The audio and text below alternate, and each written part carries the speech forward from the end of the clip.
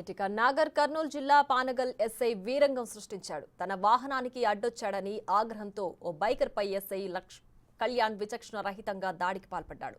దీనిపై పోలీస్ స్టేషన్లో బాధితుడు ఫిర్యాదు చేశాడు. స్టేషన్కి తీసుకెళ్లి తనను కొట్టాడని, దొంగతనం కేసు పెడతానని ఎస్ఐ బెదిరించాడని బాధితుడు ఫిర్యాదులో పేర్కొన్నాడు. ఎస్ఐ దాడి దృశ్యాలు సీసీటీవీలో రికార్డయ్యాయి.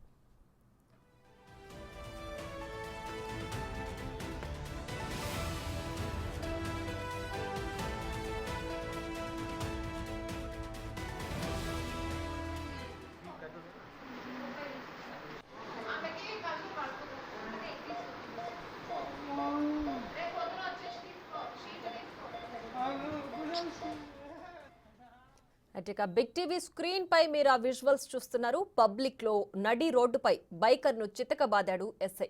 ఖాకీ జులుం ప్రదర్శించాడు. పోలీసోడిని కాబట్టి నన్ను అడిగేవారు ఎవరనే ధైర్యం. బాధితుడు హాస్పిటల్ బెడ్ పై పడ్డాడు. అహంకారంతో తనను కొట్టి గాయపరిచి అవమానించిన ఎస్ఐ కళ్యాణ్ పై ఫిర్యాదు చేశాడు.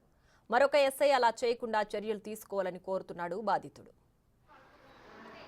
కుమార్, నేను నైట్ షాప్ బంద్ చేసి ఇంటికి పోతున్నా. స్విగ్గీ కాడ కార్ వచ్చింది. కార్ వచ్చి గుద్ది కారు నా బైక్ని గుద్ది సార్ దిగింది. వచ్చి రప కొడుతున్న కప్పకిచ్చి గుద్దిండు, మొత్తం గుద్దిండు. గల్లబట్టి స్టేషన్కి తీసుకుపోయిండు. స్టేషన్లో కొట్టిండు. రాత్రి మొత్తం నైట్ వాళ్ళు కడుపు నొప్పి చచ్చిపోయింది.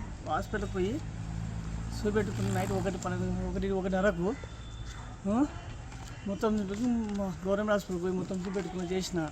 నేను నొప్పికి మీరు పై అధికారులు శ్రద్ధించాలి. ఎస్ఐ మీద కంప్లైంట్ తీసుకోవాలి. సార్ న్యాయం చేస్తాను. నాకు కొంచెం కడుపు నొప్పి చాలా ఎక్కువ వేస్తుంది. నాకు నైట్ వచ్చి సార్ అన్నవసరం కొట్టిన వచ్చి చేయని తప్పు సార్ కొట్టిన అధికారం చూసి పైన అధికారం కుమార్, నేను నైట్ రైట్. ఇక మరింత సమాచారం మా ప్రతినిధి శంకర్ ఫోన్ లైన్లో అందిస్తారు. శంకర్, చెప్పండి, ఎస్ఐ అంత విచక్షణ రహితంగా కొట్టడానికి అసలు అక్కడ ఏం జరిగింది? పూర్తి డీటెయిల్స్ ఏంటి? ప్రియా, నాగర్ కర్నూలు జిల్లాలో పోలీస్ వీరంగం పూర్తి స్థాయిలో హాట్ టాపిక్ గా మారింది. స్థానికంగా ఉన్నటువంటి నాగర్ కర్నూలు జిల్లా కేంద్రానికి చెందినటువంటి వ్యక్తి పైన నాగర్ కర్నూలు కేంద్రానికి చెందినటువంటి పోలీసు కళ్యాణ్ కూడా పూర్తి స్థాయిలో అతనిపై దాడికి పాల్పడ్డట్టుగా తెలుస్తుంది. సాయంత్రం రాత్రి తర్వాత ఆయన దుకాణం మూసి ఇంటికి వెళ్తున్న క్రమంలో హౌసింగ్ బోర్డులోని ఆసుపత్రి ఎదురుగా తన ఇంటి వైపు మళ్లే క్రమంలో స్థలానికి సంబంధించిన ఎస్ఐ కళ్యాణ్ హౌసింగ్ బోర్డు నుంచి TS31 మీద కూడా వెళ్తున్నటువంటి కారు అక్కడ యూటర్న్ తీసుకుంటగా ఇద్దరు ఒకరికొకరు ఎదురుపడ్డారు. తన కారుకు అడ్డని చెప్పి ద్విచక్ర వాహనంతో ఆ ఎస్ఐ పూర్తి స్థాయిలో ఒక్కసారిగా దాడికి దిగా. ఒక ఎస్ఐ ఏంటి నాకు అడ్డు వస్తావరా అంటూ కూడా పిడిగుద్దులు గుద్దుతూ అతని కాలుతో తన్నినటువంటి సీసీ ఫుటేజ్ లో కూడా నమోదైనటువంటి పరిస్థితి కనిపిస్తుంది. దీంతో అతడు తనను కొట్టాడంటూ తనకు మెడలో ఉన్నటువంటి బంగారు గోచుకుపోయిందని చెప్పి కూడా స్థానిక పోలీసు ఫిర్యాదు చేస్తానని వ్యక్తి తను కొట్టాడంటూ కూడా ఫిర్యాదుదారుడు అయితే ఒకవైపు గగ్గోలు పెడుతున్నటువంటి పరిస్థితి కనిపిస్తుంది. ఏదేమైనప్పటికీ ప్రజలు రక్షించాల్సినటువంటి పోలీసులే ఈ విధంగా ప్రజలపై దాడులు చేయడం ఇంతవరకు సమంజసమని కూడా స్థానికంగా ఉన్న వాళ్ళంతా కూడా అనుకుంటున్నటువంటి పరిస్థితి కనిపిస్తుంది. మొత్తంగా ఒకసారి అయితే నడి రోడ్డు పైన మనం ఆ సీసీటీవీ ఫుటేజ్ దృశ్యాలు చూస్తుంటే అంత విచక్షణ రహితంగా అతను కొడుతున్నారు. అందరూ తిరుగుతున్నారు, అందరూ చూస్తున్నారు కూడా. అంటే కేవలం పోలీస్ కాబట్టి ఏదైనా చేసేయచ్చు అనే ధైర్యమా? ప్రజలకు అసలు ఏం మెసేజ్ ఇస్తున్నారు దీన్ని బట్టి?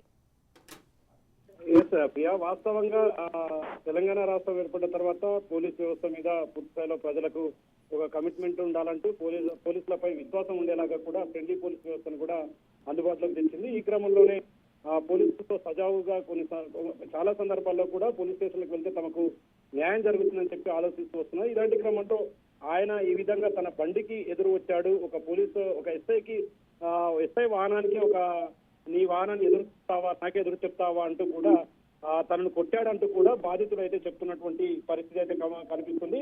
మొత్తంగా ఈ విషయం బయటికి తీసుకువస్తే ఎస్ఐ ఒక విషయం మాత్రం ఆయనతో క్లియర్ గా చెప్పినట్టుగా కూడా బాధితులు చెప్తున్నారు. ఎందుకంటే తన మెడలో ఉన్నటువంటి లాకెట్ తెగిపడిందని మరింత కోపంతో రగిలిపోయి తనని ఈ విధంగా కొట్టాడని చెప్పి కూడా స్థానికంగా ఉన్నటువంటి ఆ ఫిర్యాదుదారుడు అయితే చెప్తున్నాడు. ఏదేమైనప్పటికీ ఈ ఘటనతో ఒక్కసారిగా పోలీసుల మీద ఉన్నటువంటి పూర్తిస్థాయి నమ్మకాలు అయితే ప్రజల్లో సన్నగిలుతున్నటువంటి పరిస్థితి అయితే కనిపిస్తుంది. ప్రియా.